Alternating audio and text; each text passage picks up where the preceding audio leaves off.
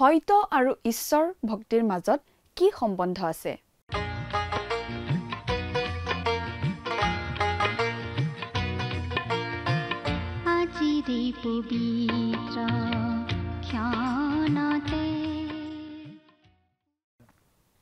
নমস্কাৰ, আমাৰ ভক্তিবচন অনুষ্ঠানলৈ আপোনাক স্বাগতম জনাইছো। খ্ৰীষ্টীয় বিশ্বাসী লোকসকলৰ বাবে বিশেষভাৱে প্ৰস্তুত কৰা এই ভক্তিবচন অনুষ্ঠানটো হৈছে বাইবেল অধ্যয়নৰ ধাৰাবাহিক অসমীয়া অনুষ্ঠান। বাইবেলৰ গোটেই ৬৬খন পুস্তকৰে আমি ইয়াত অধ্যয়ন কৰিম।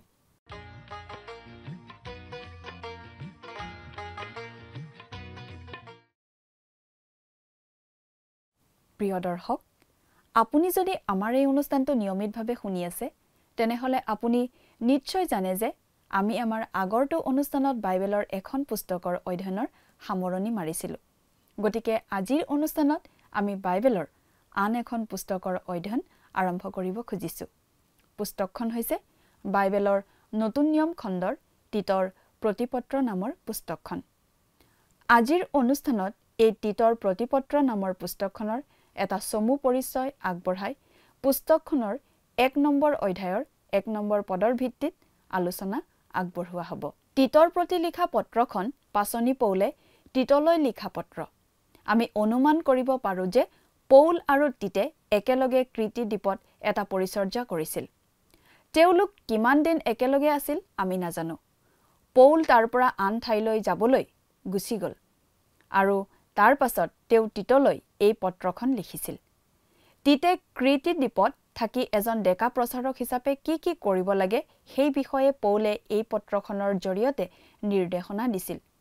তেওঁ প্ৰায় ৬৪ পৰা ৬৭ খ্ৰীষ্টাব্দত এই পত্ৰখন লিখিছিল। পাচনি কৰ্মত পৌল আৰু তীতে ক্ৰিটি দ্বীপত কৰা পৰিচৰ্যাৰ কথা উল্লেখ নাই। গতিকে আমি এই কথা বুজি পাওঁ যে পাচনিৰ কৰ্মৰ পুস্তকত আদি মণ্ডলীৰ বিষয়ে সকলোবোৰ তথ্য উল্লেখ কৰা হোৱা নাই। আচলতে ই এটা অতি সৰু তথ্য আৰু কেৱল ২জন পাচনিৰ পৰিচৰ্যাৰ ওপৰতহে পাচনিৰ কৰ্মত গুৰুত্ব দিয়া হৈছে। পুস্তকখনৰ প্ৰথম অংশত পিতৰৰ পৰিচৰ্যাৰ কথা আৰু দ্বিতীয় অংশত পৌলৰ পৰিচৰ্যাৰ বিষয়ে আমি পুস্তকখনত পাওঁ। আনকি এই ২জন ব্যক্তিৰ পৰিচৰ্যাৰ সম্পূৰ্ণ বিৱৰণো আমাৰ হাতত নাই বুলি আমি বুজি পাওঁ। থিছলনিকীয়া সকললৈ লিখা ২খন পত্ৰত পৌলে খ্ৰীষ্টৰ আগমনৰ ওপৰত অতিশয় গুৰুত্ব দিছে। এয়া তেওঁৰ বাবে এক উজ্জ্বল আৰু সুন্দৰ আশা। পৌলৰ সমালোচকসকলে আঙুলিয়াই দিব যে তেওঁৰ পৰিচৰ্যাৰ আৰম্ভণিতে তেওঁৰ এই অৱস্থান আছিল, কিন্তু পিছলৈ তেওঁ ইয়াৰ ওপৰত গুৰুত্ব নিদিলে। কিন্তু তীতৰ পত্ৰখন প্ৰথম তিমথিয়ৰ সৈতে একে সময়তে লিখা হৈছিল। পাচনি পৌলৰ পৰিচৰ্যাৰ ঠিক শেষৰ পিনে। তীতত সেই পৰম ধন্য আশা আৰু মহান ঈশ্বৰ আৰু আমাৰ ত্ৰাণকৰ্তা যীশুখ্ৰীষ্টৰ মহিমাময় আবিৰ্ভাৱৰ অপেক্ষা কৰি থকাৰ কথা উল্লেখ কৰা হৈছে। পৌলে মণ্ডলীৰ সেই ধন্য আশা হেৰুৱাই পেলোৱা নাছিল। তিমথিয় আৰু তীত ২জন যুৱ প্ৰচাৰক আছিল, যিসকলক পৌলেই প্ৰভুৰ ওচৰলৈ লৈ গৈছিল। পৌলে দুয়োকে নিজৰ পুত্ৰ, তেওঁৰ প্ৰকৃত পুত্ৰ বুলি কয়, অৰ্থাৎ তেওঁ দুয়োকে খ্ৰীষ্টৰ পৰিত্ৰাণজনৰ জ্ঞানলৈ নিছিল। কথাবোৰ অধিক বহলাই চাবলৈ আহকচোন। এতিয়া আমি মূল আলোচনাটোৰ মাজলৈ আগবাঢ়ি যাওঁ। আমাৰ পৰম পবিত্ৰ প্ৰভু যীশুখ্ৰীষ্টৰ নামত নমস্কাৰ প্ৰিয় শ্ৰোতা। যোৱা অনুষ্ঠানত বাইবেলৰ এখন পুস্তকৰ অধ্যয়নৰ সামৰণি মাৰিছিলোঁ। গতিকে আজি আমি আন এখন পুস্তক অধ্যয়নৰ বাবে ল'ব খুজিছোঁ। আজিৰ পৰা আমি যিখন পুস্তক অধ্যয়ন কৰিবলৈ হাতত লৈছোঁ সেই পুস্তকখন আপোনালোকে পাব বাইবেলৰ নতুন নিয়ম খণ্ডত। পুস্তকখনৰ নাম হৈছে তীতৰ প্ৰতি পত্ৰ। আমি চমুকৈ তীত বুলিয়েই কওঁ। আমি এনেকুৱা এটা ধাৰণা পাওঁ যে পাচনি পৌল আৰু তীতে ক্ৰিটি দ্বীপত একেলগে পৰিচৰ্যা কৰিছিল। আচলতে এই তীতৰ পত্ৰৰ ১ নম্বৰ অধ্যায়ৰ ৫ নম্বৰ পদৰ পৰা আমি এই কথা বুজি পাওঁ। তেওঁলোক তাত কিমান দিন ধৰি আছিল সেই কথা আমি সঠিককৈ ক'ব নোৱাৰোঁ। এই পত্ৰখন পঢ়ি গ'লে আমি সেই দ্বীপত বাস কৰা মানুহবোৰৰ বিষয়ে কিছু কথা জানিব পাৰিম। অৱশ্যে পাচনি পৌলে তেওঁলোকৰ বিষয়ে বৰ বেছি উচ্চ ধাৰণা ৰখা নাছিল বুলি আমি বুজি পাওঁ। আমি এইটোও বুজি পাওঁ যে পাচনি পৌলে সেই ঠাই এৰি আন ঠাইলৈ গৈছিল আৰু তাৰ পাছত এই চিঠিখন তীতলৈ লিখিছিল। তেওঁ তীতক উপদেশ দিছিল এজন ডেকা প্ৰচাৰক হিচাপে সেই দ্বীপত থাকোঁতে কি কি কৰিব লাগিব সেই বিষয়ে। তেওঁ এই পত্ৰখন লিখিছিল আনুমানিক ৬৪ পৰা ৬৭ চনমানৰ ভিতৰত। পাচনি পৌলে তীতৰ লগত একেলগে কৃতি দ্বীপত যি পৰিচৰ্যা কৰিছিল সেই কথা পাচনিৰ কৰ্ম পুস্তকত বৰ্ণনা কৰা হোৱা নাই। গতিকে আমি এই কথা সহজেই বুজি পাওঁ যে পাচনিৰ কৰ্ম পুস্তকত আদিমণ্ডলীৰ কাৰ্যকলাপ আদি গোটেইখিনি কথা লিপিবদ্ধ কৰা হোৱা নাই। আচলতে পাচনিৰ কৰ্ম অতি চুটি সৰু কলেবৰৰ বৰ্ণনা আৰু মাত্ৰ প্ৰধানকৈ দুজন পাচনিৰ পৰিচৰ্যাৰ কথাহে অধিক গুৰুত্ব দি তাত লিখা হৈছে। পুস্তকখনৰ প্ৰথম ভাগত পাচনি পিতৰৰ পৰিচৰ্যাৰ কথা আৰু দ্বিতীয় ভাগত পাচনি পৌলৰ পৰিচৰ্যাৰ কথা। আনকি এই দুজন ব্যক্তিৰ পৰিচৰ্যাৰ সম্পূৰ্ণ বিৱৰণীও আমি ইয়াত নাপাওঁ। থিছলনিকিয়াবিলাকলৈ লিখা পত্ৰ দুখনত পাচনি পৌলে বেছি গুৰুত্ব দিছে প্ৰভু যীশু যে এই পৃথিৱীলৈ আকৌ আহিব সেই বিষয়টোৰ ওপৰত। এইটো তেওঁৰ বাবে এটা উজ্জ্বল আৰু সুন্দৰ আশা। পাচনি পৌলৰ সমালোচকসকলে অৱশ্যে এই বুলি ক'ব খোজে যে পৌলৰ পৰিচৰ্যাৰ প্ৰথম সময়ছোৱাত তেওঁ এই বিষয়টোত বেছি গুৰুত্ব দিছিল, কিন্তু পাছলৈ এই বিষয়টোত তেওঁ বেছি গুৰুত্ব দিয়া নাছিল। কিন্তু তীতলৈ লিখা এই পত্ৰখন পাচনি পৌলে তিমথিলৈ লিখা প্ৰথম পত্ৰখন লিখাৰ সময়তেই লিখিছিল আৰু সেয়া আছিল পাচনি পৌলৰ পৰিচৰ্যাৰ শেষ সময়ৰ কথা। তীত ২ নম্বৰ অধ্যায়ৰ ১৩ নম্বৰ পদত পাচনি পৌলে এই বুলি লিখিছে, পাঠ কৰি দিছোঁ। আৰু পৰম ধন্য আশা সিদ্ধিলৈ আৰু মহান ঈশ্বৰ আৰু আমাৰ ত্ৰাণকৰ্তা যীশুখ্ৰীষ্টৰ প্ৰতাপৰ আবিৰ্ভাৱলৈ যেন অপেক্ষা কৰি থাকোঁ, এই অনুগ্ৰহে এনে শিক্ষা আমাক দিছে। প্ৰিয় শ্ৰোতা, খ্ৰীষ্টীয় মণ্ডলীৰ যি গৌৰৱময় আশা অৰ্থাৎ প্ৰভু যীশুৰ পুনৰাগমনৰ যি আশা, সেইটো পাচনি পৌলে হেৰুৱাই পেলোৱা নাছিল। সেই আশা উজ্জ্বলভাৱে জিলিকি আছিল বুলি আমি ভাবোঁ আৰু অধিক উজ্জ্বলতাৰেহে সেই গৌৰৱময় আশা জিলিকি থাকিব। আৰু আমি ভাৱবাদীসকলৰ বাক্য আগতকৈ দৃঢ় হৈ থকা পাইছোঁ। দিন নহয় মানে আৰু তোমালোকৰ হৃদয়ত প্ৰভাতীয় তৰা উদয় নহয় মানে আন্ধাৰময় ঠাইত পোহৰ দিয়া প্ৰদীপৰ সদৃশ সেই বাক্যলৈ যে তোমালোকে মন কৰিছা, ভাল কৰিছা। ২ পিতৰ ১ নম্বৰ অধ্যায়ৰ ১৯ নম্বৰ পদ। তিমথি আৰু তীত আছিল দুজন ডেকা প্ৰচাৰক, যি দুজনক প্ৰভু যীশুলৈ অনাৰ কৃতিত্ব পাচনি পৌলে পাইছিল। সেইবাবে পাচনি পৌলে দুয়োজনকেই নিজৰ সন্তান বুলি কৈছে, বৈধ সন্তান বুলি কৈছে। অৰ্থাৎ দুয়োজনকে তেওঁ প্ৰভু যীশুৰ পৰিত্ৰাণৰ জ্ঞানলৈ আনিছিল। তেওঁলোকে পৌলৰ জৰিয়তে প্ৰভু যীশুক জানিছিল আৰু প্ৰভু যীশুক গ্ৰহণ কৰি পৰিত্ৰাণ লাভ কৰিছিল। এই দুয়োজন ভাইৰ প্ৰতি পৌলে পত্ৰ লিখিছিল। আমি পৌলে তিমথিলৈ লিখা 2খন পত্ৰ আৰু তীতলৈ লিখা এখন পত্ৰ আজি পাইছোঁ। এই পত্ৰকেইখনক ব্যক্তিগত পত্ৰ বুলি কোৱা হয়, কাৰণ এই পত্ৰকেইখন পাচনি পৌলে এই ডেকা পালক প্ৰচাৰক দুজনক স্থানীয় মণ্ডলী সম্বন্ধীয় কথাৰে উপদেশ দিছে। এই পত্ৰকেইখন আজি আমি অতি উপকাৰী পত্ৰ বুলি বুজি পাইছোঁ। স্থানীয় মণ্ডলীৰ বিষয়ে আজি আমাৰ হাতত আন বহুতো উপদেশ আৰু পৰামৰ্শমূলক লিখনি আছে। স্থানীয় মণ্ডলী কেনেদৰে চলাব লাগে সেই বিষয়ে লিখা বিভিন্ন পুস্তকেৰে আজি আমি এটা পুথিভঁৰাল ভৰাই পেলাব পাৰোঁ বুলি আমি ভাবোঁ। কিন্তু শাস্ত্ৰত আমি মাত্ৰ এই 3খন পত্ৰ, অতি চুটি চুটি পত্ৰই পাওঁ। কিন্তু এইকেইখনেই আমাক স্থানীয় মণ্ডলীৰ কাৰ্যকলাপ, পৰিচালনা আদিৰ বিষয়ে প্ৰয়োজনীয় কথা শিকায়। এই পত্ৰকেইখনে আমাক বিশেষভাৱে এই কথাটো বুজায় যে যদিহে মণ্ডলীত কিবা এটা অভাৱ নাইবা প্ৰয়োজন আছে, সেইটো মণ্ডলী নামৰ অনুষ্ঠানটো নাইবা মণ্ডলীয়ে গ্ৰহণ কৰা পৰিচালনা পদ্ধতিটোৰ বাবে নহয়, কিন্তু যদিহে মণ্ডলীত কিবা অভাৱ আছে, তাৰ মূল সমস্যাটো আত্মিক। সঁচা কথা ক'বলৈ গ'লে তিমথি আৰু তীত এই ডেকা পালক প্ৰচাৰক দুজনৰ বিষয়ে আমি খুব কম কথাহে জানো। অৱশ্যে আমাৰ এনে ধাৰণা হয় যে তীত অধিক শক্তিশালী আছিল, শাৰীৰিকভাৱেও আৰু আত্মিকভাৱেও। পাচনি পৌলে তিমথিৰ স্বাস্থ্যৰ প্ৰতি যিমান চিন্তা কৰিছিল, তীতৰ ক্ষেত্ৰত তেনে চিন্তা ব্যক্ত কৰা আমি দেখা নাপাওঁ। খুব সম্ভৱ তীত অধিক পুৰঠ আছিল আৰু অধিক কৰ্মক্ষম ব্যক্তিত্বৰ অধিকাৰী আছিল। তিমথি আছিল এজন যিহুদী আৰু তেওঁক পাচনি পৌলে সুন্নত কৰাইছিল। আনহাতে তীত আছিল এজন পৰজাতীয় লোক আৰু তেওঁক সুন্নত কৰিবলৈ পৌলে অস্বীকাৰ কৰিছিল। আমি গালাতিয়া পত্ৰত পঢ়িবলৈ পাওঁ যে পৌলে তীতক জেৰুচালেমলৈ লৈ গৈছিল আৰু যিহেতু তীত পৰজাতীয় লোক আছিল, পৌলে তেওঁক সুন্নত কৰিবলৈ অমান্তি হৈছিল।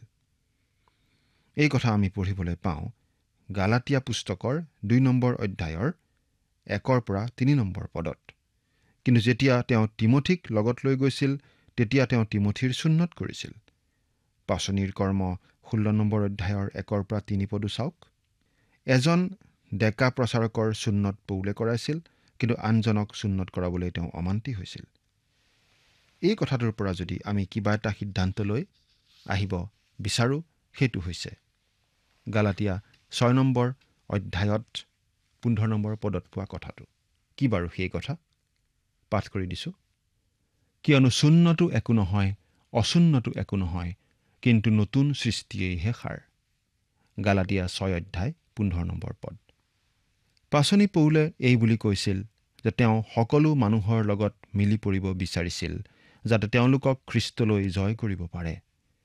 যিহুদীৰ বাবে তেওঁ যিহুদীৰ নিচিনা হ'ব খুজিছিল আৰু পৰজাতীয় লোকৰ বাবে তেওঁ পৰজাতীয় লোকৰ নিচিনা হ'ব খুজিছিল। তেওঁ তিমথিক সুন্নত কৰিছিল কাৰণ তেওঁলোক যিহুদীবোৰৰ ধৰ্মধামলৈ গৈছিল। কিন্তু জেৰুচালেমৰ ধৰ্মীয় মহাসভাত খ্ৰীষ্টৰ শুভবাৰ্তাৰ বিষয়টো জড়িত হৈ আছিল আৰু খ্ৰীষ্টৰ শুভবাৰ্তাত বিধান পালনৰ বিষয়টো যাতে অলপো সোমাব নোৱাৰে, সেইটো পৌলে বিচাৰিছিল। গতিকে তেওঁ তীতক সুন্নত কৰাত বাধা দিছিল। আমি খ্ৰীষ্টিয়ান জীৱন যাপন কৰাৰ বাবে কোনো ধৰণৰ নীতি নিয়ম, বিধি বিধান আদি নিৰ্ধাৰণ কৰি দিয়াটো ভয়ংকৰ কথা, কাৰণ সেইবোৰ আচলতে জাগতিক ৰীতি নীতিহে। প্ৰিয় শ্ৰোতা, যদিহে প্ৰভু যীশুৰ সৈতে আপোনাৰ এটা ব্যক্তিগত সম্বন্ধ নাথাকে, তেনেহ'লে আন সকলোবোৰ কথা মিছা। তীতৰ প্ৰতি লিখা এই পত্ৰখনত আমি নতুন নিয়মৰ খ্ৰীষ্টীয় মণ্ডলীক বিশ্বাসীসকলৰ এটা পূৰ্ণৰূপৰ অনুষ্ঠান হিচাপে সুন্দৰ ৰূপত দেখা পাওঁ। বহুতো লোকে আজি ক'ব খোজে যে তেওঁলোক নতুন নিয়মৰ মণ্ডলীৰ সদস্য, কিন্তু আমি তেনে লোকক সুধিব খোজোঁ, তেওঁলোকৰ মণ্ডলীত বাৰু অলপতে কোনোবা থিতাতে বাগৰি মৃত্যুমুখত পৰিছেনে? আমি নিশ্চিতভাৱে ক'ব পাৰোঁ যে এনে প্ৰশ্ন সুধিলে তেওঁলোক আচৰিত হ'ব আৰু ক'ব, নাই, তেনেধৰণৰ অভিজ্ঞতাটো আমাৰ হোৱা নাই। কিন্তু আদি মণ্ডলীত, নতুন নিয়মৰ মণ্ডলীত অননীয় আৰু চফিৰাই থিতাতে বাগৰি পৰি মৃত্যুমুখত পৰিছিল, কাৰণ তেওঁলোকে পবিত্ৰ আত্মাৰ আগত ফাঁকি দিছিল। এই বিষয়ে আমি পঢ়িবলৈ পাওঁ পাচনিৰ কৰ্ম 5 নম্বৰ অধ্যায়ত। আমি ভাবোঁ, যদিহে আমাৰ মণ্ডলীসমূহত আজি এই নীতি চলি থাকিলেহেঁতেন, সাধাৰণ মণ্ডলীবোৰ হস্পিটেল নাইবা মৰাশ ৰখা ঘৰত পৰিণত হ'লহেঁতেন। এই পত্ৰখনৰ মতে আদৰ্শ মণ্ডলীটো হৈছে এনে এটা মণ্ডলী যিটোৰ এটা সুসংঘবদ্ধ পৰিচালনা ব্যৱস্থা আছে। দ্বিতীয়তে, য'ত শুদ্ধ তত্ত্ব আছে, আৰু তৃতীয়তে, জীৱন ধাৰণত শুদ্ধ সকলো ধৰণৰ সৎকৰ্ম কৰিবলৈ যি মণ্ডলী সাজু। তীতৰ পত্ৰখনে আমাৰ আগত নতুন নিয়মৰ মণ্ডলীৰ এনে এখন ছবিকেই দাঙি ধৰে। তিমথিলৈ লিখা পত্ৰত বিশেষভাৱে গুৰুত্ব আৰোপ কৰা হৈছিল মণ্ডলীত শুদ্ধ তত্ত্ব শিক্ষা দিয়াৰ প্ৰয়োজনীয়তাৰ ওপৰত। তীতৰ পত্ৰত মণ্ডলীৰ আচৰণৰ বিষয়ে ঈশ্বৰৰ যি আৰ্হি আৰু নিৰ্দেশনা, সেই বিষয়টোত গুৰুত্ব দিয়া হৈছে। আচলতে তীতৰ পত্ৰখনৰ মূল পদ হিচাপে আমি ক'ব পাৰোঁ 1 নম্বৰ অধ্যায়ৰ 5 নম্বৰ পদটো। পাঠ কৰি দিছোঁ। অসম্পূৰ্ণ কাৰ্যবোৰ সম্পূৰ্ণ কৰিবলৈ আৰু মোৰ আদেশ অনুসাৰে নগৰে নগৰে বৃদ্ধ লোকক নিযুক্ত কৰিবলৈকো কৃতিদ্বীপত মই তোমাক এৰি থৈ আহিলোঁ। অৰ্থাৎ কৃতি দ্বীপৰ মণ্ডলীৰ কাম কাজ আচৰণ আদি তিতে ঠান-ঠিত লগাব লাগিছিল। 1 নম্বৰ অধ্যায়ত পাচনি পৌলে কৈছে যে খ্ৰীষ্টীয় মণ্ডলী হ'ব লাগে এটা সুশৃংখল অনুষ্ঠান। 2 নম্বৰ অধ্যায়ত পাচনি পৌলে কৈছে যে খ্ৰীষ্টীয় মণ্ডলীয়ে ঈশ্বৰৰ বাক্য পঢ়াব লাগে আৰু প্ৰচাৰ কৰিব লাগে। তেওঁ কৈছে যে মণ্ডলী বিশ্বাসৰ ক্ষেত্ৰত শুদ্ধ তত্ত্বত থাকিব লাগে। তাৰ পাছত 3 নম্বৰ অধ্যায়ত আমি দেখা পাওঁ যে মণ্ডলীয়ে সৎকৰ্ম কৰিব লাগে। পাঠ কৰিছোঁ 3 নম্বৰ অধ্যায়ৰ 1 নম্বৰ পদটো। আধিপত্য আৰু ক্ষমতা পোৱাবিলাকৰ বশীভূত হ'বলৈ, আজ্ঞা মানিবলৈ, সকলো সৎকৰ্মত যুগুত হ'বলৈ। আন কথাত ক'বলৈ গ'লে খ্ৰীষ্টীয় মণ্ডলীয়ে অনুগ্ৰহৰ দ্বাৰাই পৰিত্ৰাণ লাভ কৰিছে, অনুগ্ৰহৰ দ্বাৰাই জীৱন ধাৰণ কৰিব লাগিব আৰু সেই বিশ্বাস জগতৰ আগত প্ৰদৰ্শন কৰিব লাগিব সৎকৰ্মৰ দ্বাৰাই। আমি এই কথা ক'বই লাগিব যে আজি এনেকুৱা এটা মণ্ডলী বিচাৰি পোৱা টান, যিটো মণ্ডলীত এই তিনিওটা দিশত গুৰুত্ব আৰোপ কৰা হৈছে। গোটেই তিনিওটাতে সমানে গুৰুত্ব দিয়া মণ্ডলী আজি পাবলৈ টান। কিছুমান মণ্ডলীয়ে এটা দিশত বেছি গুৰুত্ব দিয়ে, আন কিছুমান মণ্ডলীয়ে হয়তো আন এটা দিশত অধিক গুৰুত্ব দিয়ে। আমি এই প্ৰত্যেকটো দিশৰ পৰাই অলপ বহলাই চাব খুজিছোঁ। প্ৰথম কথাটো হ'ল মণ্ডলীটো হ'ব লাগিব সুশৃংখল মণ্ডলী। পাচনি পৌলে কৰিন্থিয়াবিলাকলৈ লিখিছিল যে সকলো কাম পৰিপাটি আৰু সুশৃংখলভাৱে কৰিব লাগে। কেতিয়াবা আমি মণ্ডলীসমূহত এনেকুৱা সুশৃংখলতাৰ অভাৱ দেখোঁ, কাৰণ মাত্ৰ কেইজনমান মানুহেই গোটেইবোৰ কাম কৰি থাকিব খোজে। এনেকুৱা মণ্ডলীৰ সমস্যা গুৰুতৰ আৰু পালকৰ বাবে বৰ মূৰৰ কামোৰণি উঠা ধৰণৰ কথা। মণ্ডলী পৰিপাটি আৰু সুশৃংখল হ'ব লাগে, মাত্ৰ 2জনমান ডিকনে চলোৱা অনুষ্ঠান হ'ব নালাগে। দ্বিতীয়তে, বহুতো মণ্ডলীত আমি দেখিবলৈ পাওঁ যে শুদ্ধ তত্ত্বৰ ওপৰত একো গুৰুত্বই দিয়া নহয়।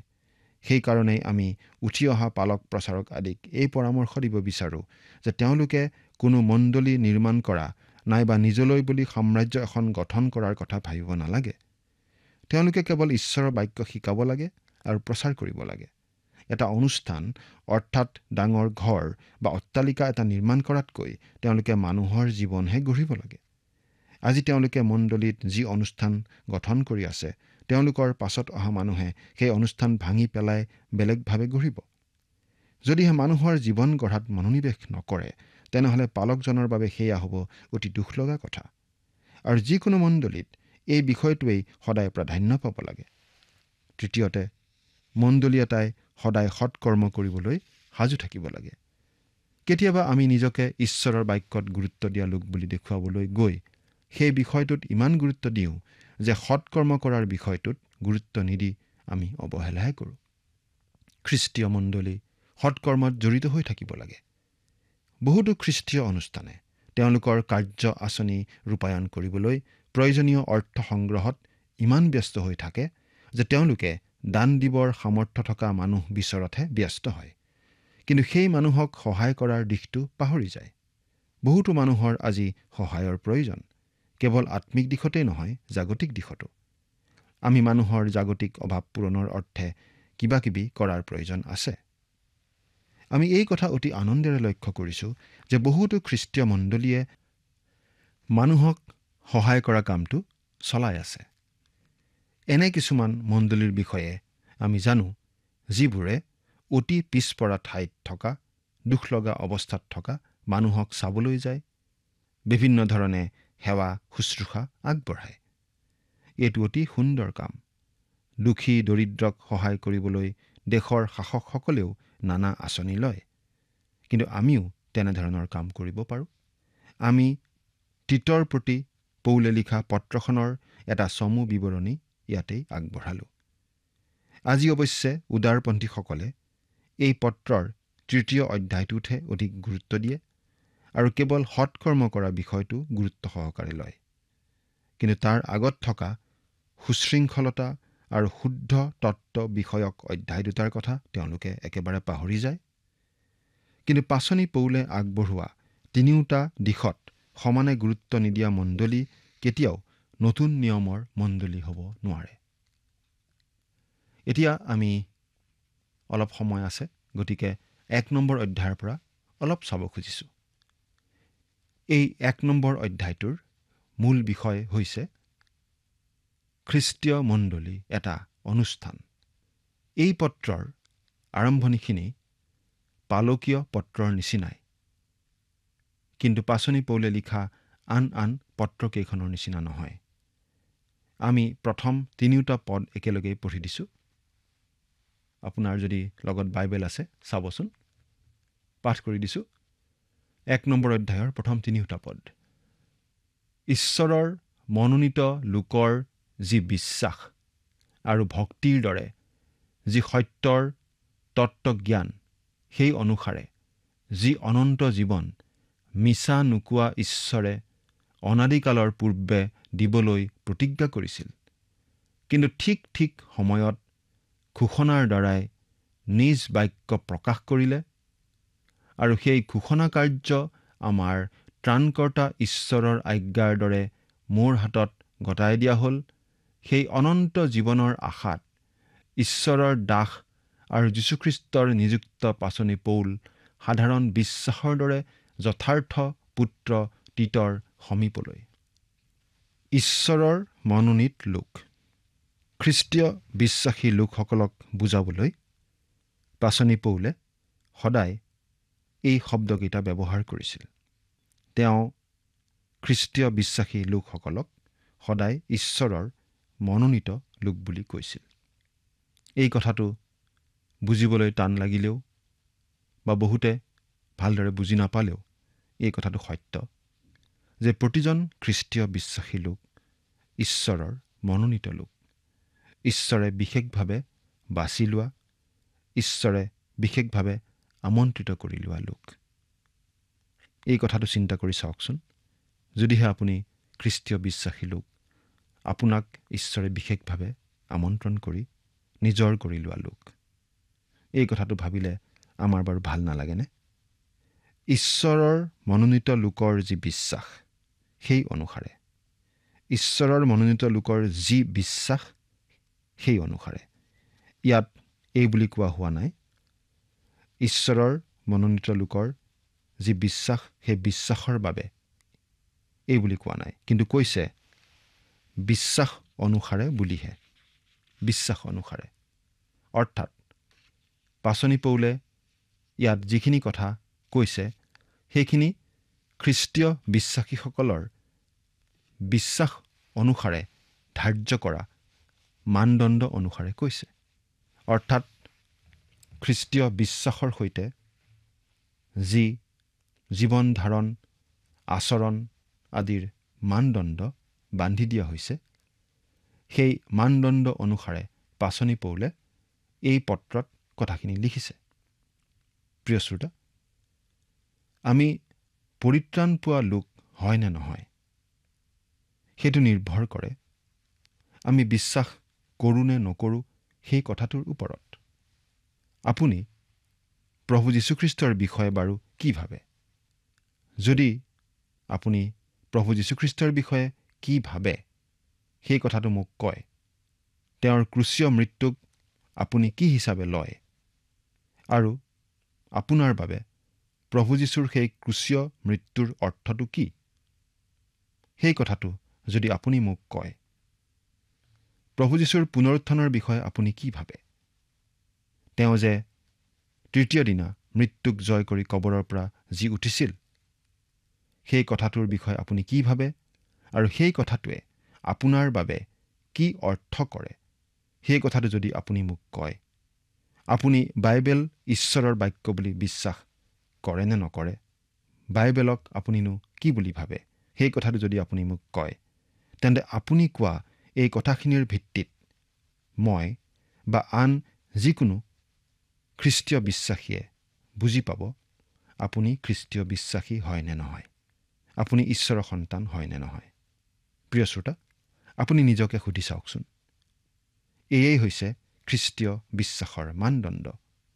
ঈশ্বৰৰ মনোনীত লোকৰ যি বিশ্বাস, সেই অনুসাৰে ভক্তিৰ দৰে যি সত্যৰ তত্ত্বজ্ঞান, সেই অনুসাৰে। প্ৰিয় শ্ৰোতা, সত্যৰ তত্ত্বজ্ঞানে আমাৰ জীৱনত ভক্তিপূৰ্ণ চাল চলন, আচাৰ ব্যৱহাৰ, সৎকৰ্ম আদিৰ জন্ম দিব লাগে। প্ৰভু যীশুৱেই সত্য, তেওঁক জনা মানেই সত্যৰ তত্ত্বজ্ঞান লাভ কৰা। গতিকে তেওঁৰ বিশ্বাসীসকলৰ জীৱন হ'ব লাগে ভক্তিপূৰ্ণ জীৱন। আপোনাৰ জীৱন বাৰু কেনেকুৱা চিন্তা কৰি চাওকচোন। ঈশ্বৰে আপোনাক আশীৰ্বাদ কৰক। আমেন।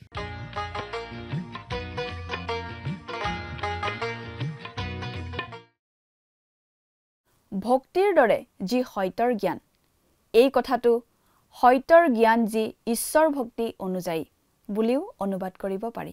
গ্ৰীক বিভক্তি হৈছে কাটা, যাৰ অৰ্থ হৈছে অনুযায়ী। আমি মনত ৰাখিব লাগে যে যদি আমাৰ যি সত্যই ঈশ্বৰীয় জীৱনলৈ আগবঢ়াই লৈ নাযায়, তেন্তে আমাৰ বিশ্বাসত আমূলভাৱে কিবা এটা ভুল আছে। পৌলে জনাইছে যে যেতিয়া শুভবাৰ্তা বিশ্বাস কৰা হ'ব, তেতিয়া ই ঈশ্বৰ ভক্তিৰ দিশে লৈ যাব। কৃতিদ্বীপৰ লোকসকলে ঈশ্বৰৰ অনুগ্ৰহৰ অপব্যৱহাৰ কৰিছিল। তেওঁলোকে কৈছিল যে অনুগ্ৰহৰ দ্বাৰা পৰিত্ৰাণ পোৱাৰ পাছত তেওঁলোকে যি ইচ্ছা তেনেদৰে পাপত জীয়াই থাকিবলৈও স্বাধীন। পৌলে ইয়াৰ উত্তৰ হিচাপে ইয়াতেই কৈছে যে যেতিয়া ঈশ্বৰৰ সত্য বিশ্বাস কৰা হ'ব, তেতিয়া ই ঈশ্বৰ ভক্তিৰ দিশত আমাক আগবঢ়াই লৈ যাবই। অনুগ্ৰহই আমাক পৰিত্ৰাণ দিয়ে, কিন্তু ই আমাৰ জীৱনৰ বাবে কিছুমান বিশেষ অনুশাসনো নিৰ্ধাৰণ কৰে আৰু আমাক এক উচ্চ পৰ্যায়ত জীয়াই থাকিবলৈ আহ্বান জনায়। প্ৰিয় দৰ্শক, আজিলৈ আমাৰ অনুষ্ঠানটো ইমানতে সামৰণি মাৰিব খুজিছোঁ। পৰৱৰ্তী অনুষ্ঠানত আপোনালোকক পুনৰ লগ পোৱাৰ আশা ৰাখিছোঁ। সামৰণি মৰাৰ আগতে আহকচোন আমি খন্তেক প্ৰাৰ্থনাত মূৰ্ণত কৰোঁ হওক। স্বৰ্গত থকা অতি মৰমীয়াল দয়ালু পিতৃ ঈশ্বৰ, প্ৰভু তোমাক ধন্যবাদ দিছোঁ সুন্দৰ সময় তুমি আমাক আটাইকে দিয়াৰ বাবে। দয়ালু মৰমীয়াল পিতৃ ঈশ্বৰ, এই সময়তে প্ৰাৰ্থনা কৰিছোঁ তোমাৰ চৰণত প্ৰতিজন দৰ্শকসকলৰ বাবে। তেওঁলোকক প্ৰভু তোমাৰ বাক্য বুজি পোৱাত সহায় কৰা আৰু প্ৰভু তেওঁলোকে যাতে তোমাৰ বাক্য যি অধ্যয়ন কৰি আছে, এই বাক্যসমূহ অধ্যয়ন কৰাৰ যোগেদি প্ৰভু তাক যাতে তেওঁলোকে নিজৰ জীৱনত ব্যৱহাৰ কৰিব পাৰিব আৰু সেইমতে যাতে চলি যাবলৈ পাৰিব, তেনে আশীৰ্বাদ প্ৰভু তুমি দান কৰিবা। আৰু বিশেষকৈ প্ৰভু তেওঁলোকৰ পৰিয়ালত যদি কিবা প্ৰভু অভাৱ অভিযোগবিলাক আছে, চিন্তা ভাৱনা, প্ৰভু ৰোগ ব্যাধিবিলাক আছে, সকলো তোমাৰ হাতত সমৰ্পণ কৰিছোঁ। প্ৰভু তেওঁলোকৰ পৰা সেই সকলো সমস্যাবোৰ প্ৰভু তুমি দূৰ কৰিবা আৰু তেওঁলোকে যাতে প্ৰভু পুনৰাই তোমাক ধন্যবাদ দি প্ৰভু নিজৰ জীৱন প্ৰভু বিশ্বাসেৰে যাতে আগবঢ়াই লৈ যাব পাৰিব, তেনে আশীৰ্বাদ প্ৰভু তুমি দান কৰিবা। এই সকলো যাচনা মহান ত্ৰাণকৰ্তা প্ৰভু যীশু খ্ৰীষ্টৰ নামত অৰ্পণ কৰিলোঁ। আমেন।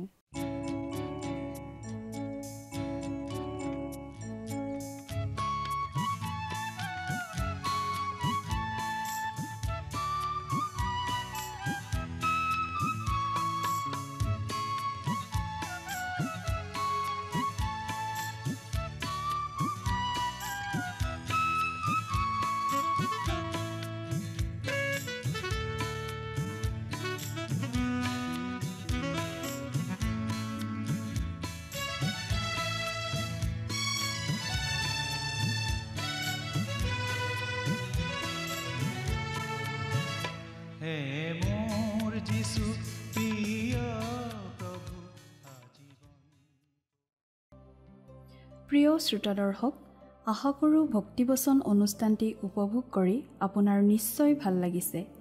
এই বিষয়ে আপোনাৰ মতামত জানিব পাৰিলে আমি নথৈ আনন্দিত হ'ম।